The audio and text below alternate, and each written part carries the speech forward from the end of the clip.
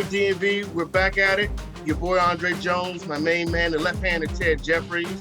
And before we get to our esteemed legend from the DMV, TJ, we got to tell everybody what we're all about. It's about bringing legends, telling stories, and promoting what our area is all about. There's no bigger person to have on this pod this week than George Mason's new head women's basketball coach, Vanessa Blair Lewis. Welcome to Step to the Mic. Oh, thank you guys for having me. You made that sound so sweet, Dre. Thank you so much. Vanessa, I know you and Ted are first cousins, but I've been a big fan of yours since the days at Largo. So I'm going to bring everybody up to speed. Arguably, DMV, this is the best basketball family that ever touched the soil here in our area. The Jeffries family, which turns into the Blair family, which turned into the Branch family.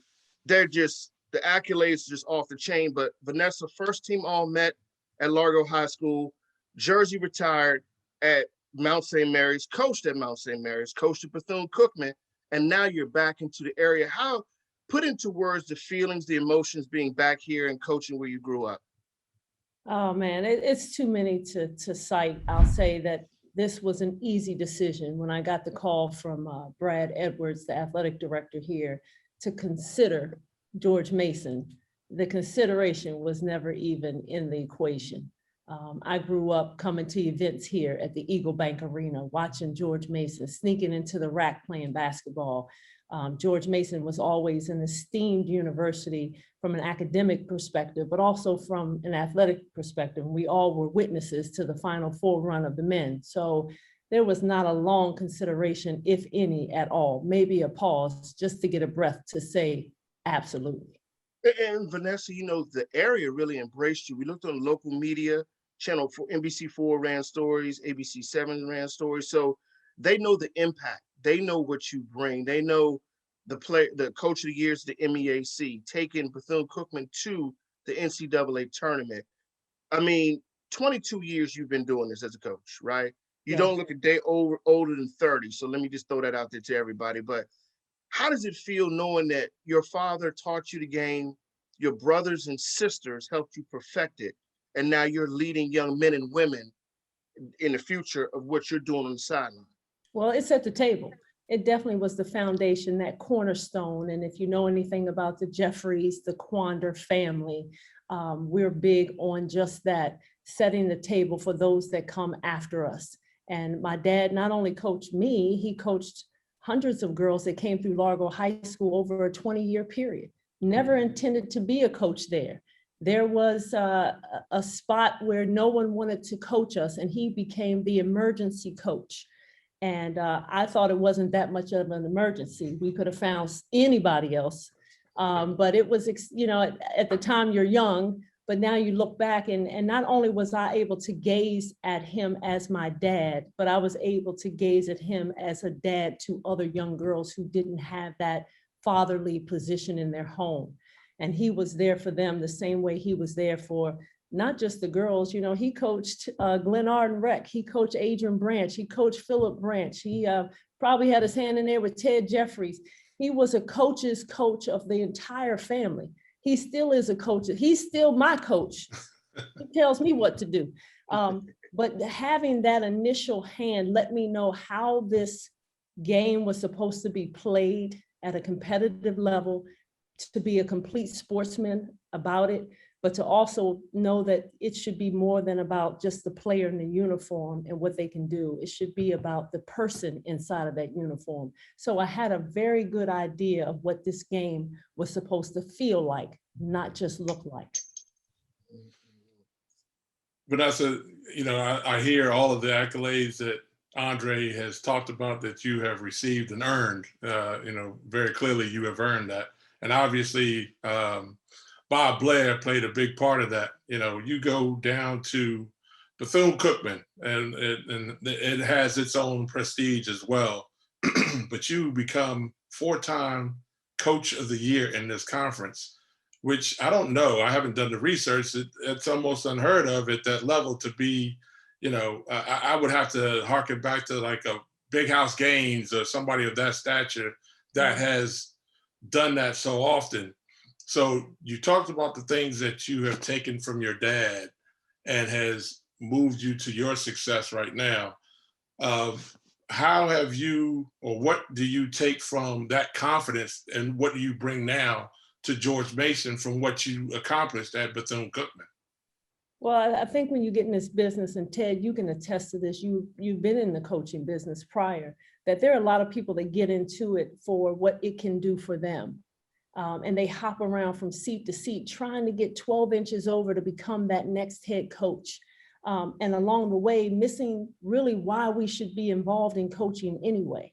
So going to Bethune-Cookman, trust me, there was an air of, why are you doing that? That's HBCU. We don't usually get out of HBCU. Like, you're already on this trek.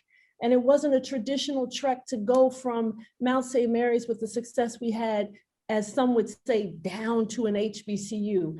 But I never got into it for what people thought. My life isn't a conference call. My life is a call between me and my Lord and Savior, Jesus Christ. And so this was where I was led to go. And you know what, Ted and Dre, it wasn't just led for me to go give something to them. It was led for me because I needed some authenticity in my life as well. I grew up in communities that sometimes didn't look like me. And so this was an opportunity for me to go be around people that look like me, to be able to be authentic, to learn a lot. So it was a space I was able to give for the players so that I could pour into them.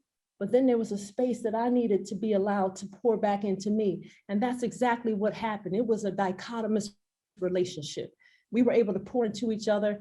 And some of these students, as we know with HBCUs, you know, they were at a time when a premium education wasn't allowed for us. And so we were able to have these institutions that stood the test of time in not just African-American history, but in American history. And so to see a lot of first generation students come through and need that support from not just the professor, but from every hand on deck on campus to ensure that these students got what they needed to forge paths forward for people like me that have young African-American sons. They have to be the difference. So that experience for me, and I would caution to say, to not listen to the people to say, don't go there. Why not? This is where our start was. This is the only start we had. It was an education formed at a time where we lost lives to be educated. And so I think a lot of bright and aspiring young coaches miss a great opportunity to put in their notch that they've been able to coach at a HBCU. And I would just caution young coaches to not listen to that. So to get back to your question, Ted, it was never a matter of why are you going there? People ask, well, why would you do that? Now they ask, how did you do it? Because I went for the right reasons. Right. I went for the reasons to pour into young people that look like me, but I never had a problem to pouring into those that didn't look like me, but it was a great opportunity. And when this opportunity for Mason to come back, and it's not saying you have to go somewhere and stay. I needed that notch in my resume for me and for personal reasons as well. And so now to come back to George Mason, to be back home, it's just a perfect and a natural fit. Really, as far as my resume goes, like I said, my life wasn't a conference call. Everybody doesn't have to put their input in. It's just between me and my Lord and where he's led me. And now I've been led back home. But that's an incredible testimony that you have. And I'm glad you touched on coaches and being fearful of going down to HBCUs. But, you know, when you look around the college game right now, there has been, especially associated with the Black Lives Matter movement and trying to associate student athletes being comfortable in their environments. There's a big push for athletes to return back to HBCUs. Our colleague and classmate, Kenny Blakeney at Howard University, has been able to get an NBA caliber or 2 NBA caliber student athletes to attend and to join their program. And there's a push for others around the country to do the same. You alluded to coaches doing that. Now, how do you try to attract on your side a caliber of player to look at, you know, or now that you've left, I'm sorry, but how would you recommend girls attending HBCUs that could go to higher level schools? Well, now that I'm here, let's be very transparent. They need to come to George Mason University. Those coaches got to do the work themselves now, but if they're at that level and I'm in their backyard or I'm in the gym, George Mason is a place for them. I understand where you're going with that, Ted. I think that in lieu of a lot of the social justice issues that rolled out in front of us that we were witnesses to last March, where the world stood still and we were able to see the Ahmaud Arbery's and hear the Breonna Taylors and see the George Floyd. It was a big push for our young people to feel that they needed a space. They wanted to have a space to be heard and to be seen. And sometimes we can just go through the flow of being on campuses or being in our regular world. And then this opened up a set of eyes for everyone, Black, white, Hispanic, Asian, to say, hey, we as America have to do something about it. And I just think it brought back to the forefront, if it wasn't there already, that our universities have to do a good job, a better job of pouring into our young people outside of being athletes. And I just think a lot of universities have stepped to that calling. And there have been a lot of great things that have come out of a very stainful time in our society. You know, Vanessa, listening to you talk, I mean, you just ooze of maturity. I mean, we grew up together.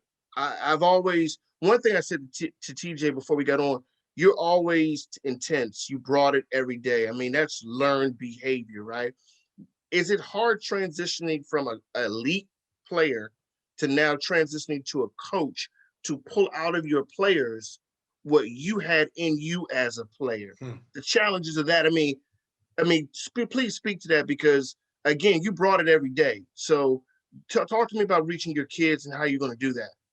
Well, I think that you have to understand that people and kids can only mimic what they see. You know, and you and I are, and Ted, we raise children now. And so the do what I say, not what I do doesn't work.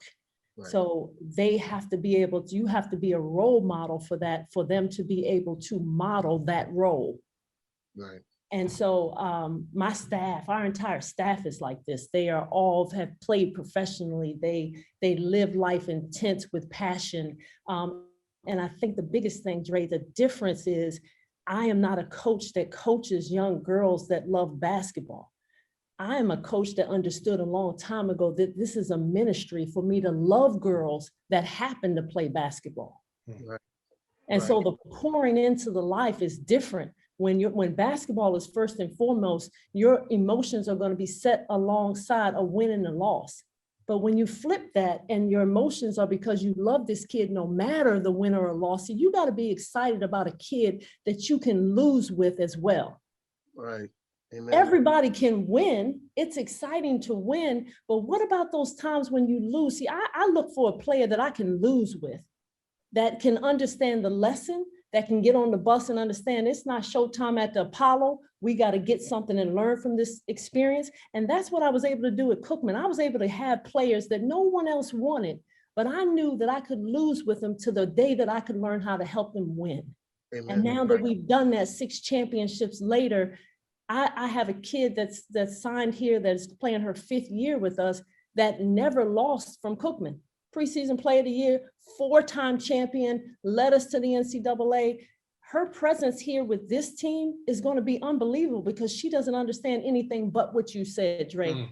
Go hard. Right. But she also understands first, Coach loves me.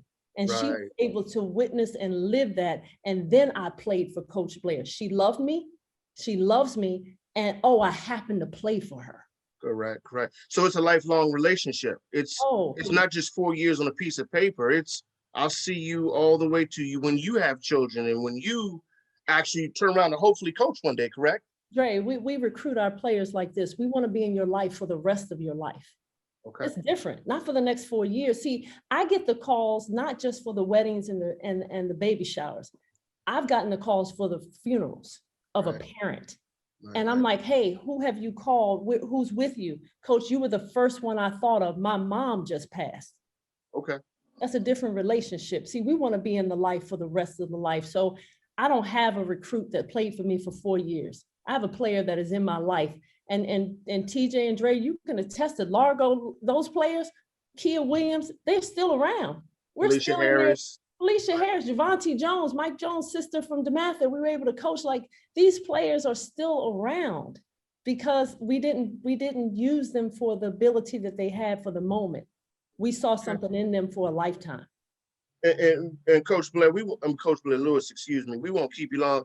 But you know, something just came to me. Now that you're in Fairfax, it's time to put your stamp in it. What can we expect? I mean, I know you, so I know, right? TJ loves you. That's your cousin. He knows. But to everybody else, are we going to see press and run? We're going to see walking up the floor. We just going to let the work happen. The magic is as we like to call it. Yeah, well, our ultimate goal is to hang banners in this arena. There were some glory days here, and we want to get back to them. I'm an up-tempo style coach, so you're definitely going to see that. We're not going to see the picket fence too much, but we're going to up-tempo it. But I think you're going to see players that are passionate about playing the game. And you know what? We're going to have a lot of fun, because sometimes I think you take the fun out of work. I love what I do. I have fun every single day, and I'm passionate about it. And we want our players and our fans to feel that as well. A passion for the game, a winning attitude, you know, and the ability to enjoy ourselves while we do it. And before I let TJ close this out, Vanessa, you alluded earlier to the impact your father had in your life. Right now, you know, your father is dealing with some health issues. I'll let you explain it, but talk to people who may be walking in your shoes, you know, to give them a little help with the situation that Uncle Bob, and for everybody who's listening, Uncle Bob Blair, one of the best high school coaches. I mean, that's my guy. I mean, so, and I'll let you talk about it, Vanessa. Well, you know what? I would be remiss to say if the star of today is just Bob Blair. Obviously, I'm here because of him, but I'm also here because of Mary Jo Blair. Mm-hmm. And every one of us know, and you guys know, to have that mate that is so supportive that they're okay with being in the background while you're in the foreground. That was Mary Jo. She took care of the girls. She took care of making sure the hair and the makeup looked decent. She made sure that they were fed, but she also took care of Dad all the time. You know, she wasn't in the papers, but she was always, and Ted knows, you guys know from the family hours, Mary Jo is an entrepreneur. She is a woman of faith. And that's probably the biggest gift she's ever given us, is the faith, the Jeffries family faith. But she is in everybody's corner. And so as you're saying, yeah, Dad retired, stepped away in 2000 from Largo High School. He had a battle with pancreatic cancer and he overcame it. So here we are 21 years later, Dad is still thriving. We still walk 2 miles a day. This dude is still competitive. You want to know what a competitive, want to know where the elbow came from, Dre, that you got back in 87? I still feel it right here. Still feel it. Okay. But he has early onset dementia. And so there are days that, you know, it's just been tough for him to recall and remember. But I guarantee you, if you ever sit with him, he never forgets the glory days of Largo High School and PG County basketball. Oh, he can talk forever on that. So obviously with dementia, you know, the short-term memory is what's affected. The long-term memory is there. So he almost was blessed to be able to keep what he was most passionate about, is the long-term memory of PG County basketball. You can sit and talk with him all day. And when he was very lucid, that's all he talked about anyway. So, you know, God's favor is on him, because he'll sit and talk with you about that. So, you know, some days are better than others, but it's a chance for the entire family. They had moved down to Florida with us, and now we're all able to move back up, and him to be able to sit at games. You know, he wants to, y'all know, he'll sit by himself. He's going to critique me first and then the team second. But he's excited about the green and gold for sure. Absolutely. Vanessa, you know, that is, if you're going to have, for pardon the expression, selective memory, it's great to be able to remember the great days of playing ball and coaching and all of that stuff. I see similarities though. You know, I know you have used a style of defense at Cookman that resembles a coach that I know all too well at the University of Virginia. I also see similarities in the coaching tree. So Coach Bennett, his dad, he was a coach's son, played for his dad. You played for your dad, at high school, you all bring this this defensive mentality, this passion, competitive nature. Are we going to see more of the pack line? Because when pack line is done right, there's nothing like, winning with defense and that charge that you get. So will we see some of that pack line defense at Mason this year? Oh, absolutely. That has been a stamp, and I thank God for Tony Bennett's dad, Dick Bennett, that invented it, because I've been running it for years, and everybody has their tweaks to it, and so just to let you know how effective it has been, Ted, is that when I took over the job at Bethune-Cookman, we were last in every statistical category. I think we may have averaged 40 points. So when you're thinking about that, you have to think first, I may not be able to get more points right away, but I surely can have to do something to stop you from scoring. And so pack line defense allowed us to do that. And here you had 6 straight championships later. We were number 2 in the nation behind Baylor for defense, not in the MEAC, not in the mid-major poll, which we were able to as an HBCU, not just break in. We broke in and stayed number 16th. Which is unheard of for HBCU to break into the mid-major poll, but we were number 2 behind Baylor 2 years ago. And so it speaks volumes. And so, yes, you'll see a lot of that, because right now the team averages 50 points a game. So we got to stop them from scoring so we can get some scoring on the board. And pack line is just so effective in doing that. And it's a team defense. So it's exciting when the team knows that somebody has my back all the time. Fantastic. Coach Blair Lewis, we appreciate you joining us here on the Step to the Mic podcast. We wish you nothing but continued success. And obviously I can't be so objective because we're family, but I know that you're going to continue to be the shining star, the rock star that you are as a coach and a mentor to these young women. So good luck, best wishes, and God bless you as you take the reins here at George Mason University. I appreciate it, and I really appreciate you guys. Dre and Ted couldn't be 2 bigger figures in the county for bringing greatness to the mic every single week. I thank you for that. The conversations are, they're just so deep, and a lot of the people that you have on here, you're connected with in some way or another. You either watched them grow up or they, just it's been great. And I thank you guys for taking the time to showcase the best and the brightest of the DMV. You're welcome. Oh, Coach, you know what? Before I let you go, I'm sorry. We almost slipped. We have a couple of icebreaker questions here for you. Oh, so we're going to keep it real simple, keep it, real cool. So you grew up here in the DMV, and we have a staple music here in DMV. You know it all too well. G-O-G-O. Absolutely. It might be a little go-go playing up at Eagle Bank Arena. I hope they don't put us out. So given the opportunity, go-go music, hip-hop, rap music. What you picking? It's no question. You got to go-go, Chuck Brown, Rare Essence back in the day. Oh, come on. I'm listening to Pleasure at Christmas for the go-go Christmas. All the way, all day. Very good. Very good. All right. Now, it's been a while since you've been here in the DMV, but you pop back in and out of town and recruit, and you come do what you got to do. When you go get a meal, you know about the curry out here in the DMV. Now, if you're going to go grab something authentic to DC, where are you going to go grab it? And what's that meal? Okay, I have to be honest. When I left the DMV, I hadn't given up meat. But since I left, I've given up meat and pork. But if I had to, for the sake of the show. Go to your backsliding days when you were eating that swan and you was there you go. Let me backslide down there at Ben's Chili Bowl. Let me backslide at Ben's Chili Bowl. But now that I have given it to a healthier lifestyle, you'll have to cross the Woodrow Wilson Bridge and come with me to Jerry's Seafood for the crab bomb. That's where I gotta go. Got it.